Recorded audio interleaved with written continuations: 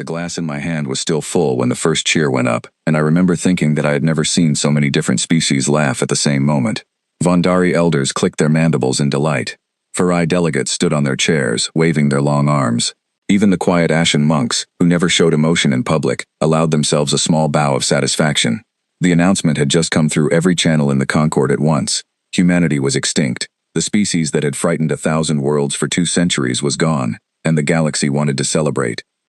I stood near the back of the hall, holding my drink, watching the reaction ripple outward like a wave through water. My name is Threll, and I am an archivist for the Concord's historical division. My job has never been glamorous. I catalog things. I file reports.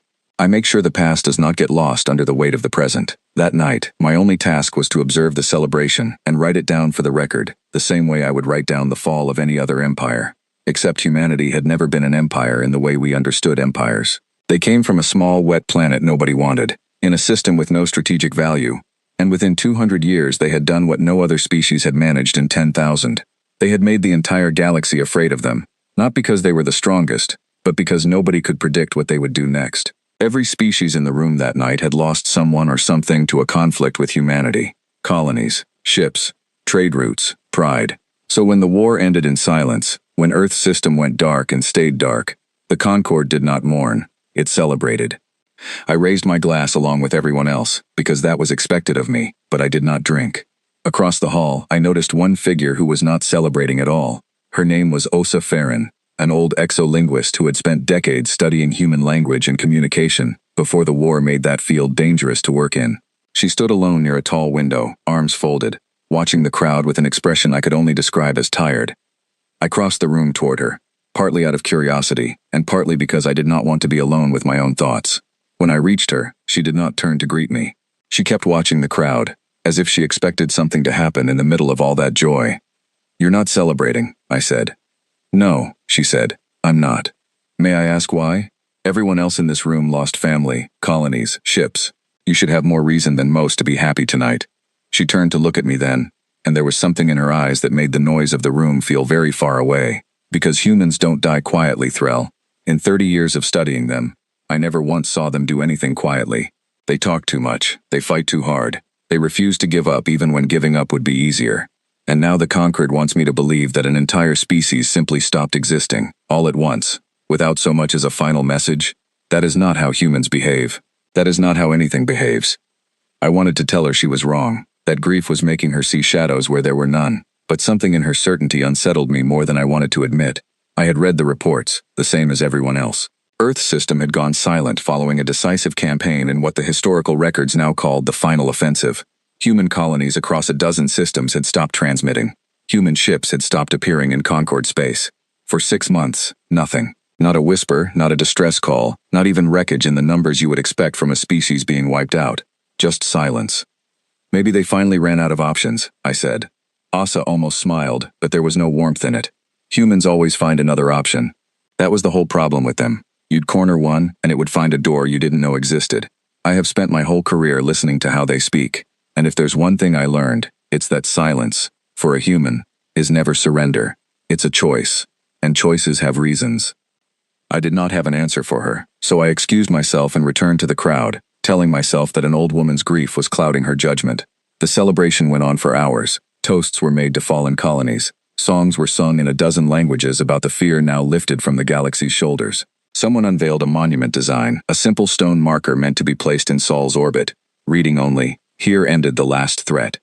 I left before the monument speeches were finished, walking back through the quiet corridors of the Concord Historical Division building, my mind still turning over Osa's words even though I told myself they meant nothing. The halls were empty at that hour, lit only by the soft blue glow of the archive lights, and my footsteps echoed in a way that felt louder than usual. When I reached my office, a message was already waiting on my terminal, marked with the seal of the division's High Marshal. I opened it expecting congratulations on a job well documented, or perhaps a request for a summary report on the celebration. Instead, it was an assignment. The Concord wanted a full historical survey of the Sol system, humanity's home system, to be completed for the permanent record. It was, on paper, the simplest task imaginable. No danger, no urgency. A dead system needed to be cataloged the same way we cataloged every other extinct civilization, and someone with archival experience needed to travel there, confirm the state of the system, and file the final report that would close humanity's chapter in Concord history forever. I remember feeling almost relieved when I read it.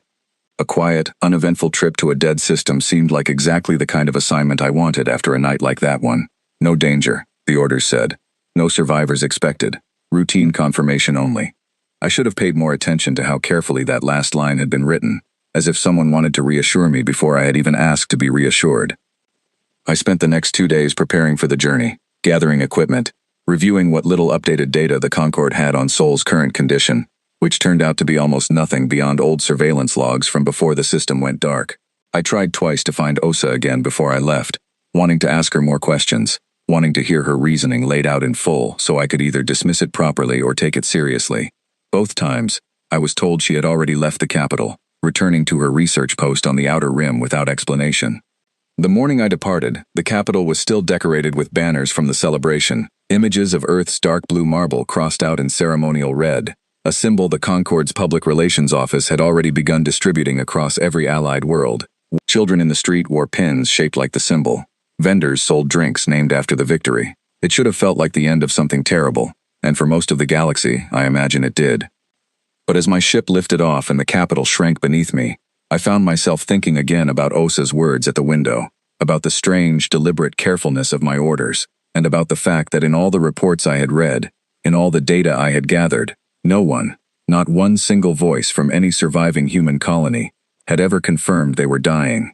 They had simply stopped talking.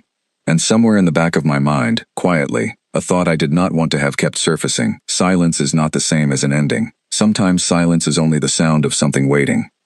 Before I left the capital, I stopped by the public terminal in the departure hall, the one that still played news broadcasts on a loop for travelers waiting on their transports. The screen showed footage of the celebration from the night before. Crowds gathered in city squares across a dozen worlds, all of them cheering the same announcement I had watched unfold in person. A young Vondari reporter stood in front of the newly unveiled monument design, describing it to viewers as a symbol of peace finally earned after 200 years of fear. I watched for a moment longer than I meant to, studying the faces in the crowd behind her, all of them lit with the particular kind of joy that only comes from believing a danger has finally been removed for good. I thought of Osa again, of the tired certainty in her voice, and I found myself wondering how many other people in that crowd had spent their careers studying humanity closely enough to notice the same things she had noticed. Perhaps none of them had spoken up either. Perhaps caution, in a moment of shared relief, was the easiest thing in the galaxy to ignore. A steward's voice called my transport designation over the terminal speakers, and I gathered my equipment and made my way toward the boarding gate, leaving the celebration behind me on the screen. As I walked, I passed a row of newly printed posters lining the corridor wall, each one showing the same crossed-out image of Earth that had already become the unofficial symbol of the war's end. Beneath the image, in bold lettering meant to be reassuring, ran a single line: "The age of fear is over."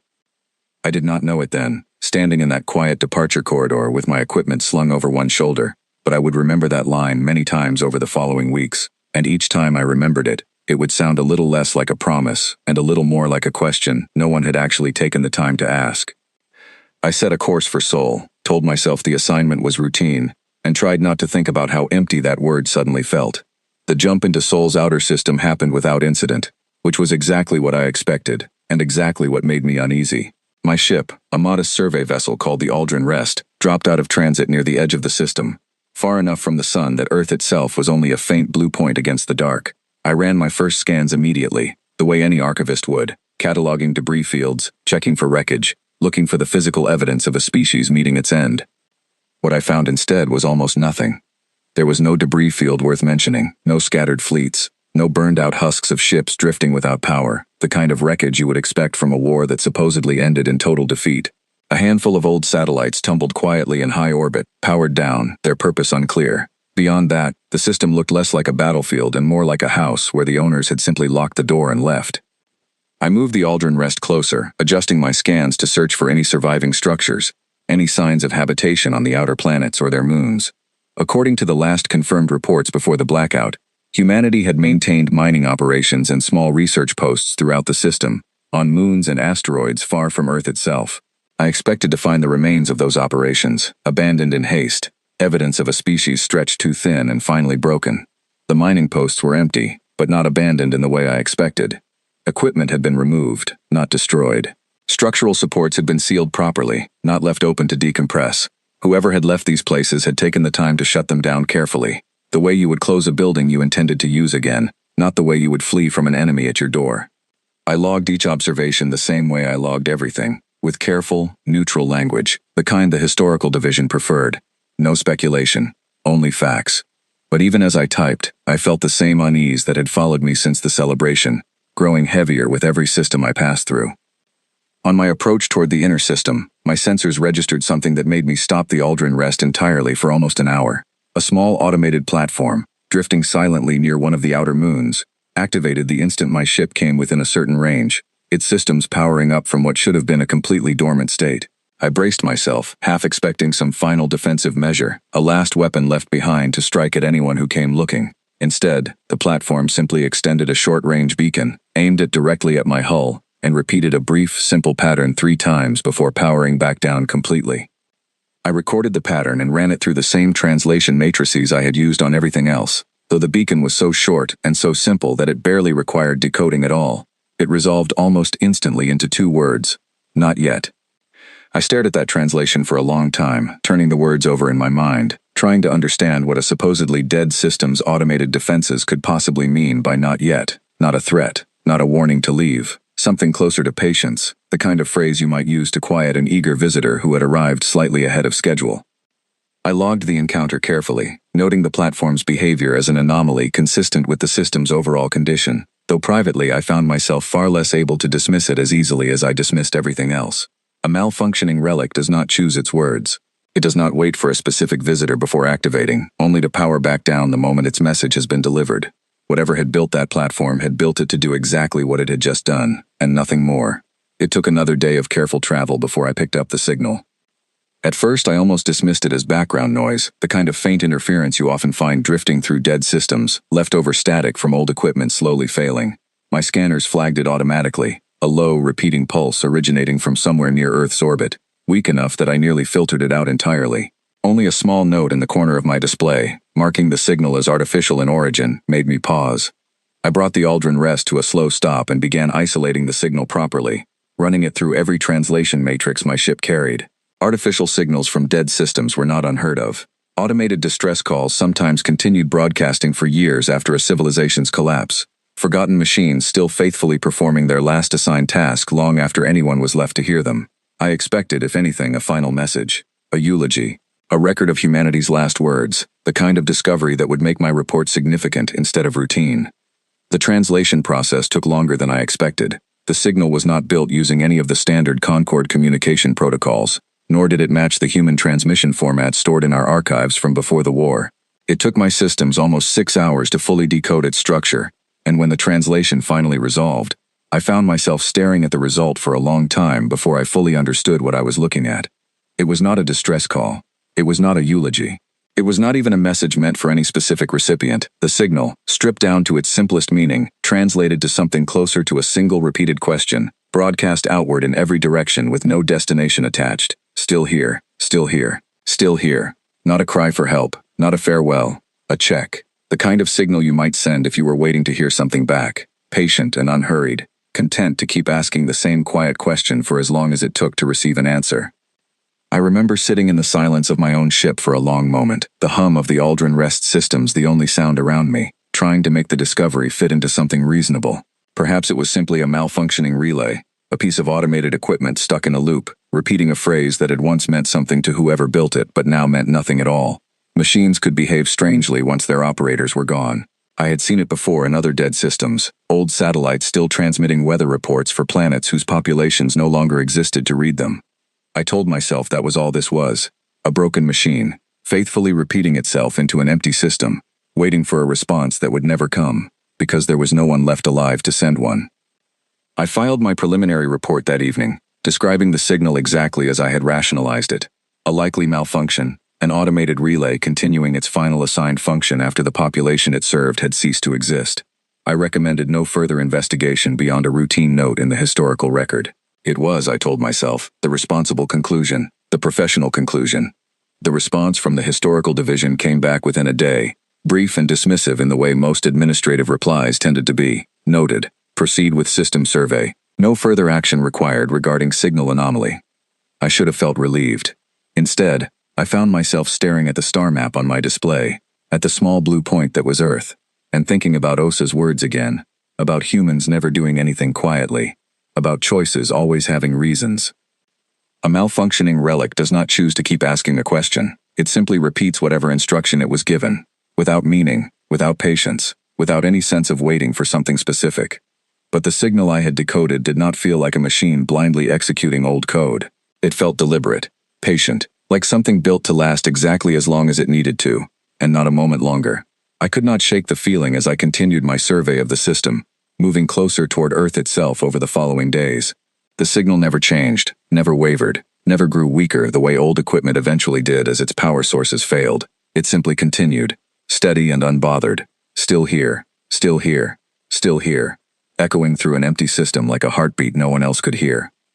On the fourth day of my survey, I brought the Aldrin Rest into a high orbit around Earth itself, close enough to run detailed scans of the surface for the first time since the war's end. What I found there did nothing to settle my growing unease. The planet was not the ruined, scorched world the Concorde celebrations had implied. Cities remained largely intact, structures standing where I expected wreckage, no visible signs of large-scale destruction consistent with humanity's supposed final defeat. Some areas showed clear evidence of damage, the marks of conflict undeniable in certain regions, but nowhere near the scale required to explain the extinction of an entire species numbering in the billions. More troubling still, my scans detected almost no biological signatures anywhere on the surface. Not the mass casualties you would expect from a population wiped out where they stood, but something closer to absence, as if the people who had once filled those cities had simply stepped out of frame before the final scene was recorded, leaving the stage set behind them, empty and waiting. I spent hours running the same scans over and over, certain I had made an error somewhere, certain that the numbers would eventually align with what I had been told to expect. They never did. Every reading told the same quiet, impossible story. Earth was not a graveyard. It was a house with the lights turned off, the furniture still in place, waiting for someone to come home. I sat in the observation deck of the Aldrin Rest that night, watching the blue and green curve of the planet turn slowly beneath me, listening to the faint, steady rhythm of the signal still repeating somewhere down there in the dark. Still here, still here, still here. I thought of the monument the Concorde planned to place in this orbit. The stone marker reading here ended the last threat, and for the first time since the celebration, I felt something colder than professional curiosity settle into my chest. Not fear exactly, not yet. Something closer to the feeling of standing in a room you had been told was empty, only to notice, too late, that the air still felt disturbed, as though someone had been there only moments before you arrived. I filed an amended report that night, more careful in its wording than the first, describing the discrepancies between expected and actual conditions on Earth's surface, without drawing any conclusions the historical division might dismiss outright. I requested guidance. I requested, for the first time since accepting this assignment, that someone with more authority than myself take a closer look at what I was finding. The reply came back 3 days later, and it was not from the historical division at all. It came from a newly formed task force I had never heard of before, one apparently assembled in quiet haste following reports similar to mine arriving from other systems across Concorde space. The message was short, and it changed the shape of everything I thought I understood about that night in the celebration hall. You are not the only one seeing this. Other systems have begun reporting anomalies matching your description. Hold position. Further instructions to follow. I read the message twice, then a third time, my eyes returning again and again to that first line. Other systems have begun reporting anomalies matching your description. I looked out at Earth turning slowly below me, at the silent cities and empty streets I could not explain, and for the first time I understood that whatever I had found here was not unique to this one dead world. Somewhere out among the stars, other graveyards were beginning to stir in exactly the same quiet, patient way. The task force assembled faster than any Concorde operation I had ever witnessed in my career, which told me almost as much as the reports themselves did. Within a week of my amended survey, I found myself aboard a larger vessel called the Corvain Watch, seated in a briefing room with representatives from a dozen species, all of us summoned under the same vague justification: historical anomaly review. No one used the word I suspected we were all thinking. The officer leading the briefing was a Farai strategist named Odrin Vex, a tall, angular figure whose species communicated as much through posture as through speech. He stood at the head of the room, with his arms folded tightly behind his back, a sign among his people that meant he was choosing his words with great care. 6 weeks ago, he began, the Concorde declared humanity extinct following the successful conclusion of the final offensive. That declaration was made based on the total silence of Earth's system and the apparent collapse of every known human colony. I want to be clear that nothing I am about to show you contradicts that silence. What it contradicts is our understanding of what that silence meant. He activated the display behind him, and a star map filled the room. Dozens of points scattered across several sectors, each one marked with a small red symbol I recognized immediately from Concord records. Dead colonies, systems humanity had supposedly abandoned or lost during the war, listed in our archives as destroyed, depopulated, or rendered permanently uninhabitable. Beginning approximately 8 days ago, Odrin continued, surveyors and passing vessels near each of these marked systems began detecting low-power transmissions matching a signal first identified by Archivist Threll during the Sol system survey. He glanced toward me, and I felt every eye in the room follow his gaze for a brief, uncomfortable moment. The signal itself has not changed in content. What has changed is its behavior. He tapped the display, and one by one, the red symbols across the star map began to shift color, turning from red to a pale, steady green. Each of these systems has begun transmitting the same signal Archivist Threll discovered at Sol. Not simultaneously, not randomly. In sequence, moving outward from Earth in a pattern consistent with distance and prior communication routes used by humanity before the war. In simple terms, it behaves less like a coincidence and more like a network waking up one node at a time. A murmur passed through the room, quiet but immediate. The sound of a dozen species realizing at once that the celebration 6 weeks earlier might have been premature. I sat very still, watching the map, watching the green spreading slowly outward across the sectors like ice thawing in reverse, and I thought again of Osa standing by that window, refusing to raise her glass. "What does the signal mean?" asked a delegate near the front, a Vondari elder whose posture suggested she already suspected the answer, and did not want to hear it confirmed. Odrin did not answer immediately. Instead, he activated a secondary display, one showing the raw translation output from several of the responding systems side by side. The original signal from Sol translates roughly to a single repeated phrase, "Still here." Each responding system transmits a nearly identical structure, with only minor variations. "Still here." "Confirmed." "Still here." "Waiting." The overall pattern resembles what our own communication specialists refer to as a handshake protocol. "Meaning what?" the elder pressed. "Meaning these are not independent signals broadcasting into a void by accident," Odrin said. "Meaning something on Earth asked a question, and something at each of these supposedly dead systems is now answering it." The room fell into a heavier silence than before, the kind that settles over a group of people realizing simultaneously that the story they had been told was incomplete in ways that mattered. I found myself thinking, unwillingly, about the empty cities beneath me during my survey of Earth, about equipment removed with care rather than destroyed in panic, about a species that Osa Farron had described as never doing anything quietly. Over the following days, I was assigned to work directly with the task force's small analysis team, tasked with cross-referencing historical records from each of the responding systems against the final reports filed before the war's official end. My role, ostensibly, remained archival. In practice, I quickly became one of the few people in the room who had actually seen a responding system firsthand, which meant my observations from Sol carried more weight than I was entirely comfortable holding. The deeper we dug into the historical records, the stranger the pattern became. Every colony now responding to Earth's signal had, according to Concord archives, suffered catastrophic losses during the final years of the war. Population figures listed as destroyed, structures marked as glassed or rendered uninhabitable, entire settlements presumed wiped from existence by Concord forces during the final offensive. Yet when we compared those figures against supply and evacuation records from the years immediately preceding each colony's supposed destruction, a disturbing consistency emerged. In almost every case, population numbers had already begun declining months before the colony's official destruction was recorded, not through casualties, through transport. Ships listed in outdated cargo manifests as carrying industrial equipment or agricultural supplies had, according to fuel consumption records that no one had bothered cross-referencing until now, been operating far beyond the capacity such cargo would require.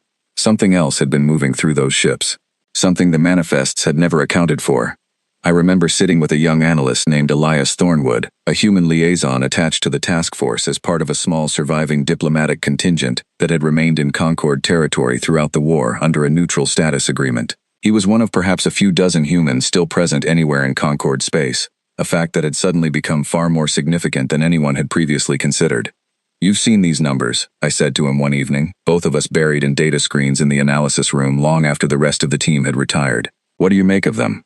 Elias was quiet for a long moment, studying the same cargo manifests I had been reviewing for hours. He was younger than most of the analysts on the team, careful in the way he spoke, always choosing precision over speculation. "I make of them," he said slowly, "that these colonies weren't destroyed. They were emptied." "Emptied to where?" He shook his head. "I don't know. I wasn't part of any strategic planning during the war. My position here was purely diplomatic, kept deliberately separate from military operations for exactly the reason we're discussing right now. But I can tell you this, my people do not waste resources on evacuations they don't intend to use again. If these numbers are accurate, and if the population decline in these records happened the way the fuel logs suggest, then wherever those people went, it wasn't nowhere, it was somewhere with a plan attached to it." I asked him the question that had been sitting in my chest since the briefing with Odrin Vex, the question I suspected everyone on the task force was avoiding out of some shared, unspoken fear of the answer. "Do you think humanity is still alive out there, Elias? All of them?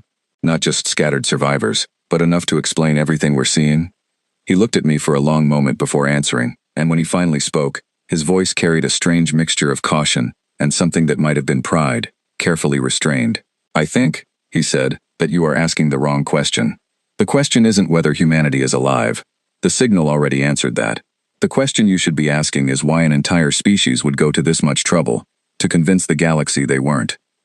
That question followed me through the rest of the investigation, growing heavier with every new discovery. Over the following 2 weeks, the task force expanded rapidly as more responding systems appeared across Concord space, each one following the same quiet, patient pattern. Old mining colonies, abandoned research stations, entire settlements the Concord had listed as destroyed beyond recovery during the war's final years, all of them now broadcasting the same steady signal back toward Earth, still here, confirmed, waiting. Surveillance drones sent to investigate several of these systems returned with data eerily similar to what I had found at Sol. Structures left intact but unoccupied. Equipment removed with careful precision rather than destroyed. No debris fields consistent with the kind of overwhelming military defeat these colonies had supposedly suffered. It was as though someone had staged an ending for an audience they knew was watching closely, while quietly moving everything and everyone that actually mattered, somewhere entirely out of view. The Concord leadership, when finally briefed on the growing pattern, reacted with a mixture of denial and quiet panic that I found almost more unsettling than the discovery itself. Several senior officials insisted the signals were some form of automated SAN legacy system, insisting there was no possible way an entire species could vanish so completely and then reappear through nothing more than a coordinated radio pattern. Others, more privately, began asking a question I had already been turning over in my own mind for days. If humanity had been capable of staging a retreat this complete, this disciplined, and this well hidden from a Concord surveillance network that monitored every major system in known space, what exactly had the war actually been? I raised this concern during a private meeting with Odrin Vex near the end of the second week, once the pattern across responding systems had become impossible to explain away as coincidence or malfunction. If they could hide an evacuation this size from us, I said, for years, without a single leak, without a single defector revealing the plan, then everything we believed about winning that war may have been exactly what they wanted us to believe. Odrin's posture shifted, his arms unfolding slowly from behind his back, a gesture among his people that indicated genuine unease rather than careful diplomacy. "I have led military analysis for the Concord for 11 years, he said quietly. "I have studied 100 wars fought by 100 different species, and in every one of them, defeat leaves evidence, wreckage, refugees, defectors, grief that cannot be hidden, because grief is loud, and no species has ever managed to grieve in complete silence." "Osa Farron told me something similar," I said, "the night of the celebration. She said humans never do anything quietly." Odrin studied me for a long moment. "Then perhaps," he said, "we did not win a war at all. Perhaps we were simply permitted to believe that we had, for exactly as long as it took them to prepare for whatever comes next." 2 days after my conversation with Odrin, the task force received a report that silenced the entire analysis room the moment it came through. A Concord surveillance drone, sent to observe one of the newly responding colonies from a cautious distance, had drifted slightly closer than its instructions permitted, eager for a clearer scan of the surface. Within seconds, the drone's transmission cut out entirely, its final image frozen on every screen that had been receiving its feed. The picture showed nothing violent, nothing dramatic, only a single small craft rising calmly from the colony's surface to intercept it, close enough to fill the frame before the signal died. No wreckage was ever recovered. No debris field appeared where the drone had been. It was simply gone, removed as quietly and as completely as everything else humanity seemed to do, and the message embedded in that quiet removal was impossible to misread. They were not hiding out of weakness. They were choosing, carefully, exactly how much of themselves the galaxy was allowed to see, and they were prepared to enforce that choice without a single wasted word. The incident spread through Concord leadership faster than any of the earlier reports had, and for the first time since the celebration weeks before, I began hearing the word fear used openly in briefings, rather than curiosity or confusion. Several delegates called for an immediate show of force, a fleet sent to the edge of Seoul to demand answers before the pattern spread any further. Odrin argued against it fiercely, reminding the room that a single provoked colony, calm enough to remove a drone without a trace, was not a target anyone should be eager to threaten without understanding its full strength first. The proposal for a show of force was tabled, though not abandoned, and I could feel the mood of the entire task force shift in the following days from investigation into something closer to quiet dread, the sense of a room slowly realizing it was standing far closer to the edge of something enormous than it had originally believed. That night, I returned to my quarters aboard the Corvain Watch and pulled up the original signal recording from Seoul, the one I had first dismissed as a broken machine repeating itself into an empty system. I listened to it again, slower this time, letting the pattern settle into something more than data on a screen. Still here, still here, still here. It no longer sounded like the voice of something dying.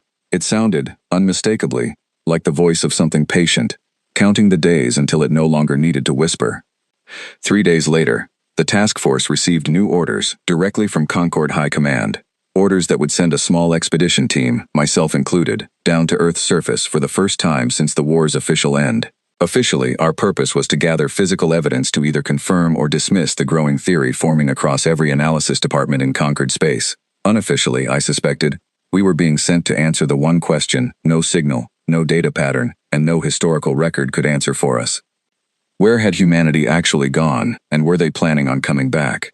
The descent onto Earth's surface felt different than I expected, given everything the task force had uncovered over the previous weeks.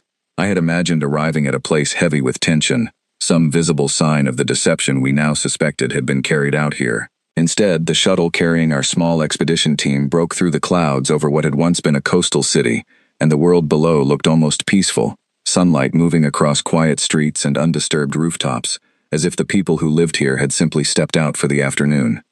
Our team consisted of 6 members drawn from the task force, including Elias Thornwood, whose presence had been requested specifically given his status as one of the few humans available to Concord Authority. Odrin Vex led the expedition personally, insisting that a discovery of this magnitude required direct oversight, rather than a report filtered through several layers of command. I had been included both for my archival experience and because, as Odrin put it plainly during our final briefing, I had already seen more of this pattern firsthand than almost anyone else in conquered space. We landed near the outskirts of the city, in a wide, open square that had clearly once served as some kind of public gathering space. Benches lined the perimeter, still intact. A large fountain stood at the center, dry now, its stone surface weathered by years of exposure but otherwise undamaged by conflict. I stepped out of the shuttle and turned slowly in place, taking in the silence of a city built for millions that now held no one at all. "This isn't what a defeated city looks like," Odrin said quietly, echoing my own thoughts as he studied the buildings surrounding us. Elias walked a short distance ahead of the group, his hand trailing along the edge of the dry fountain, his expression unreadable. "No," he agreed, "it isn't." We spent the first several hours of our expedition cataloging the immediate area, and the pattern I had already suspected from orbital scans confirmed itself again and again on the ground. Buildings stood locked rather than broken open. Power systems had been shut down deliberately, not destroyed by weapons fire. In several structures we entered, we found supplies and equipment removed entirely, shelves and storage rooms left bare, while furniture and personal items remained untouched, as though whoever had left this place cared only about taking what was useful and nothing else. In one building, what appeared to have once been a community records office, we discovered something that shifted the entire investigation forward in a way none of us anticipated. Behind a heavy door reinforced far beyond what a simple office would require, we found a sealed archive room, its systems still faintly powered by a backup source buried somewhere beneath the building. Elias worked quickly to access the terminal inside, his fingers moving over unfamiliar controls with a hesitance that told me even he had not expected to find something like this. The records that filled the screen once he gained access were population logs, meticulously maintained, tracking not casualties but relocations, names, dates, destinations listed only by code, entries stretching back years before the war's official conclusion. Family units transferred in careful, staggered waves, never enough at once to draw attention, always timed to overlap with routine supply movements the Conquered had never thought to question. "This isn't a record of a city dying," Elias said quietly, scrolling through entry after entry. This is a record of a city being carefully taken apart, piece by piece, person by person, and moved somewhere else entirely. Moved where? Odrin asked, leaning closer to the screen. Elias shook his head slowly. The destination codes don't match anything in Concord records. Whatever these coordinates point to, it isn't a system we've ever surveyed. Before we left the records office, I noticed a smaller screen mounted near the archive terminal, separate from the main system Elias had been working through. Its display was simple, showing only a short line of text that had clearly been left active on purpose, waiting for exactly the kind of visitor we now were. I called Elias over, and together we read it in silence. It offered no explanation, no apology, no defense of anything the records around us implied. It read only, "If you are reading this, you were meant to. Everything you find here was left for you to find." I felt a chill move through me. That had nothing to do with the temperature of the sealed room. Whoever had built this archive had not simply hidden their departure and hoped no one noticed. They had planned, with precision, for exactly this moment, for a Concord expedition to arrive eventually, to piece together exactly this evidence, at exactly this pace. Nothing about our discovery had been an accident. We were not uncovering a secret. We were being shown one, on a schedule someone else had decided, long before we ever arrived. Odrin read the message twice before speaking. "This isn't evidence of a species in hiding," he said quietly. "This is evidence of a species that never stopped controlling the narrative, even after it supposedly stopped existing."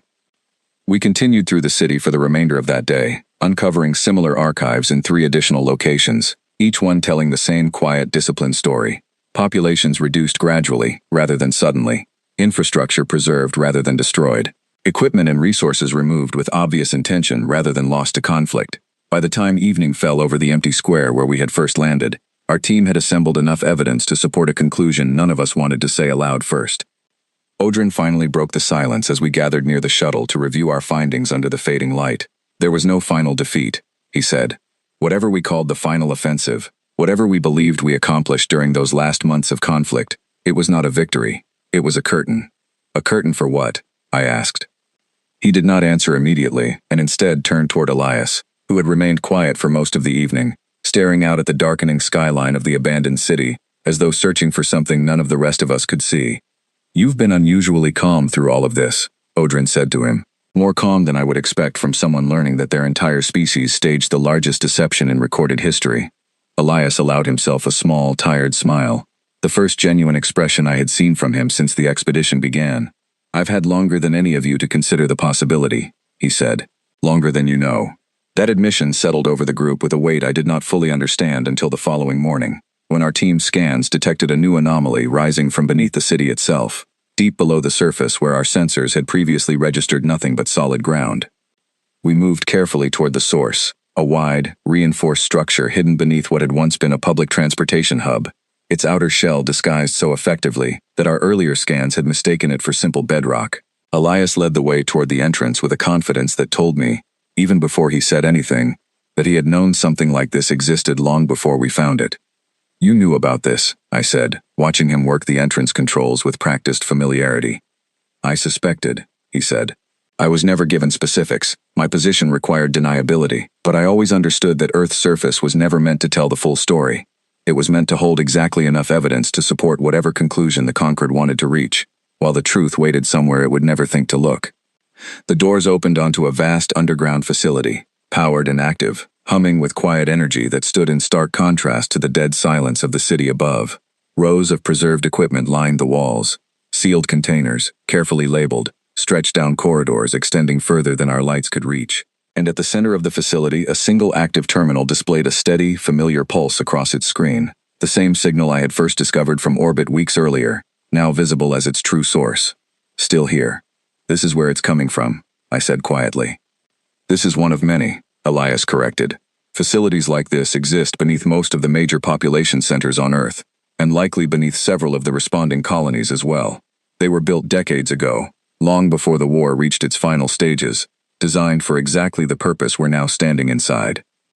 Odrin studied the humming terminal, his posture rigid with the kind of controlled tension I had only seen from him once before, during the briefing when the first responding signals appeared on the star map. "Designed for what purpose exactly?" Elias turned to face the 3 of us fully for the first time since we had entered the facility, and when he spoke, his voice carried none of the careful diplomatic caution I had grown accustomed to over the previous weeks. "To wait," he said simply. to preserve everything necessary to bring a species back from what the rest of the galaxy believed was extinction, once the moment was right to do so. Population records, genetic archives, industrial capacity, all of it maintained quietly, beneath every major world humanity ever called home, ready to be reactivated the instant the signal was answered. "And has it been answered?" I asked, though I suspected I already knew what he would say. Elias looked back toward the terminal, toward the steady, patient pulse still repeating across its screen, and something in his expression shifted into quiet, unmistakable certainty. "Every colony on that star map has responded," he said. "Every facility like this one has come back online over the past several weeks. The signal was never a distress call, and it was never a malfunction either.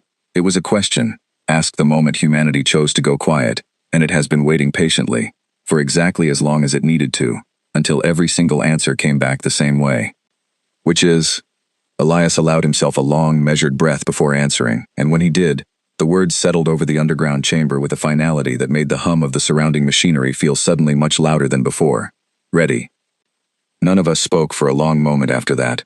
I found myself thinking again of Osa Farron, standing alone at that window during the celebration, refusing to raise her glass while an entire galaxy toasted to a silence she alone understood was never an ending.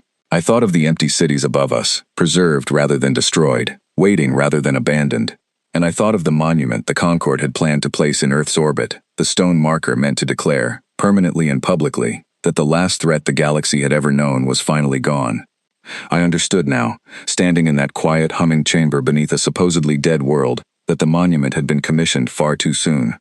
Odrin was the first to move, turning away from the terminal to address the rest of our small expedition team with an urgency that had not been present in his voice since our arrival. "We need to return to the Corvain Watch immediately," he said. "Whatever is happening here, whatever this signal has already set into motion, the Concorde needs to know before it goes any further." "I don't think that will matter," Elias said quietly, and something in his tone made all three of us turn back toward him at once. "I think whatever this sets into motion has already been decided for quite some time. I think the only thing left to determine now is how much warning the rest of the galaxy will actually get before it happens." As if in answer to his words, the terminal beside us shifted for the first time since we had entered the chamber. The steady, repeating pulse that had echoed the same quiet phrase for weeks suddenly changed pattern, the rhythm accelerating, the signal reshaping itself into something new. I did not need Elias to translate it for me. Even without the full analysis our systems would later confirm, I understood immediately, standing in that humming chamber beneath an empty city, that whatever we were witnessing had just stopped waiting.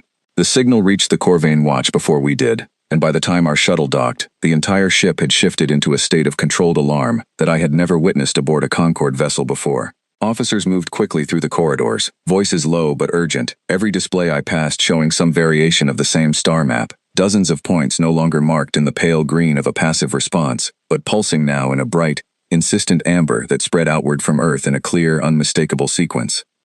Odrin moved immediately toward the command deck, and Elias and I followed close behind, neither of us speaking as we absorbed the tension filling every corridor we passed. When we reached the command deck, the ship's lead communications officer was already relaying updates to a rapidly assembling group of task force leadership, her voice steady despite the visible strain in her posture.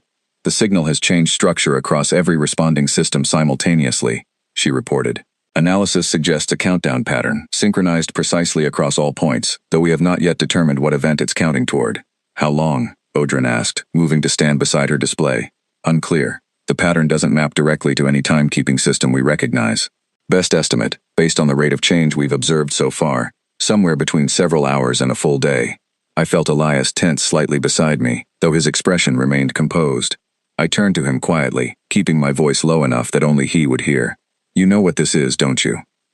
He did not answer immediately, his eyes fixed on the star map, watching the amber light continue its slow, deliberate spread outward from Earth, toward every colony that had spent the past weeks quietly answering a question the rest of the galaxy had not known was being asked. "I have a guess," he said finally, "but I think we're all about to find out together." Over the following hours, the tension aboard the Corvain Watch only intensified, as reports continued arriving from surveillance posts near responding systems across Concorde space.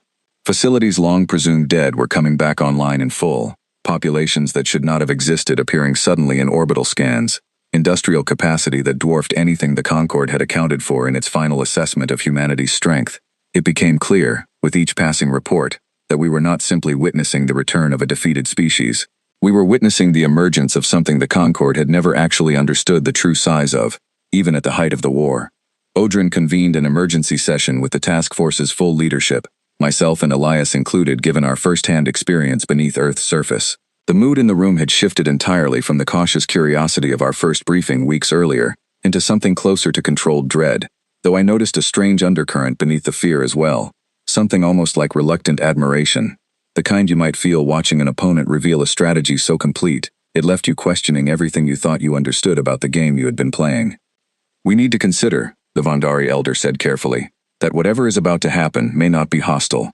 Everything we have found suggests preparation, not retaliation. A species capable of this level of discipline and patience may simply intend to reveal itself and resume its place among us. Or," Odrin said quietly, "they intend to make it very clear that our celebration of their extinction was, at best, deeply premature, and at worst, an insult they do not intend to forgive quietly." I glanced at Elias, expecting him to offer some clarification, some final piece of insight that might settle the growing unease in the room. Instead, he remained quiet, watching the star map with an expression I could only describe as anticipation rather than fear, as though he were waiting for a homecoming he had known was coming for a very long time. I did not sleep during those 18 hours, and I doubted anyone else aboard the Corvain watch did either. I spent much of that waiting period on the observation deck with Elias, both of us watching Earth turn slowly beneath the ship, neither of us speaking for long stretches at a time. At one point, I asked him quietly whether he had known, all those years serving as a diplomatic liaison in Concord space, that this exact moment was coming. "I knew a moment like this was coming," he said. "I never knew the shape it would take, or the exact day it would arrive. My instructions were always the same. Serve honestly. Answer nothing that touched on strategy. Wait." He paused, watching the blue curve of Earth pass beneath us. "It is a strange thing, waiting for years to find out how your own people plan to reveal themselves again. I used to wonder if I would even recognize us by the time it happened." "And do you?" I asked. He considered the question longer than I expected. "I think so," he said finally. "I think we are still exactly who we always were. Only quieter about it than the galaxy ever gave us credit for being capable of." Somewhere in the final hour before the countdown reached its end, the Concord's High Command attempted to open an emergency channel directly to Earth, hoping to establish contact before whatever was coming actually arrived. The channel opened without resistance, carried clearly across the system, and was met with nothing but the same steady signal that had been repeating for weeks, unchanged, unhurried, giving no indication that anyone on the receiving end felt any need to respond early. It was, I thought, its own kind of answer. They had already decided when this conversation would begin, and no request from the Concorde was going to move that moment a single second sooner. The countdown reached its conclusion roughly 18 hours after the signal first shifted, and I was standing on the observation deck of the Corvain watch, still in orbit above Earth, when it happened. The amber lights across the star map, which had spent the previous day spreading steadily outward from Sol, suddenly converged all at once into a single, unified pulse, and for a brief, silent moment, every screen aboard the ship went completely dark. Then Earth's system filled with ships. They did not arrive through any jump signature our sensors recognized, appearing instead as though a curtain had simply been pulled back to reveal something that had been standing quietly in place the entire time. Dozens of vessels, then hundreds, materializing in careful formation throughout the system, their design unmistakably human in origin, yet far more advanced than anything the Concorde's final wartime assessments had ever recorded. They did not move with the chaotic urgency of a retreating force finally returning to reclaim lost ground. They moved with the calm, unhurried precision of a fleet that had rehearsed this exact moment countless times before actually executing it.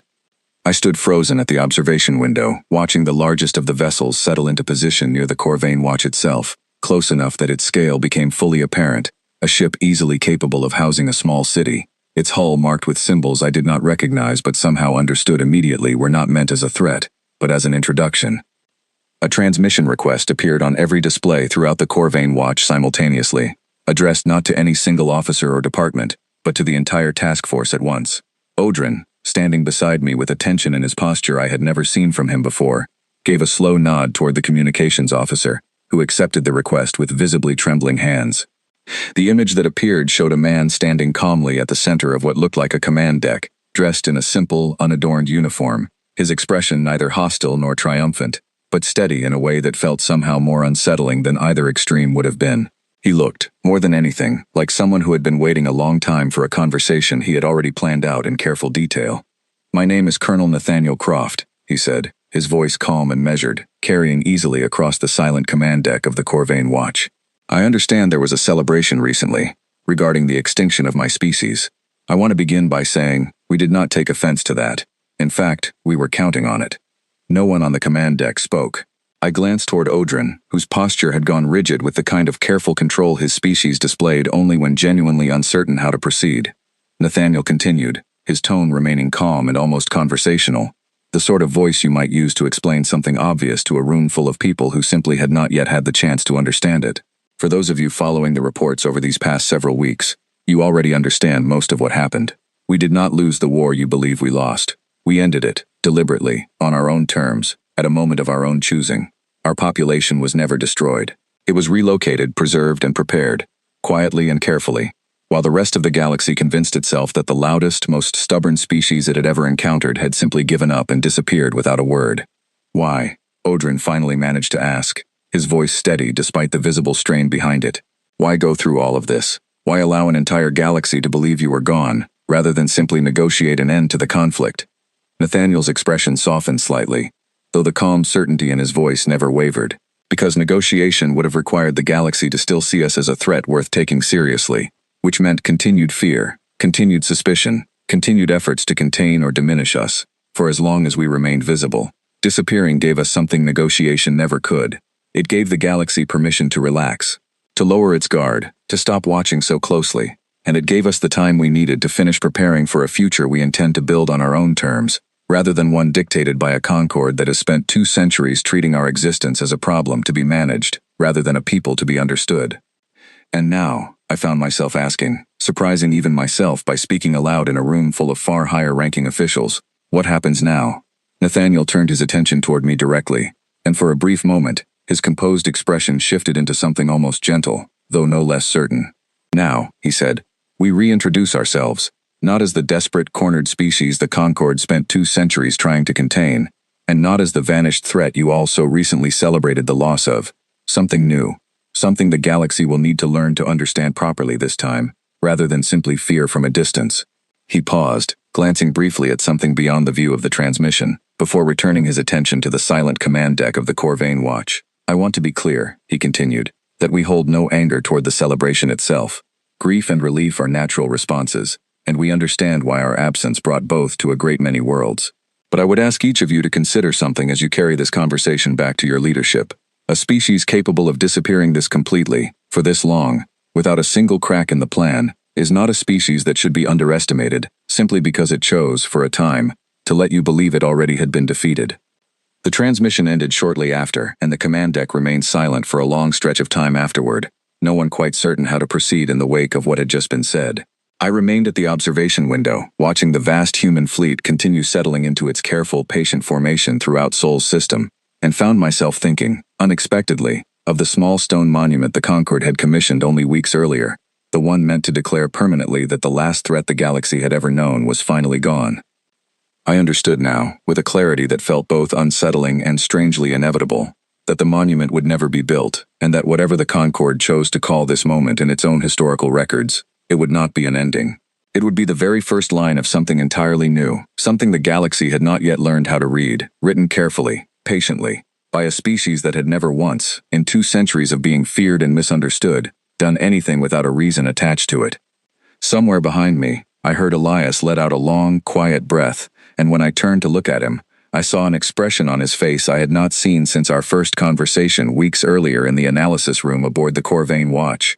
Not fear, not relief, something closer to quiet, unguarded pride, the look of someone finally allowed to stop pretending they did not already know how the story was going to end.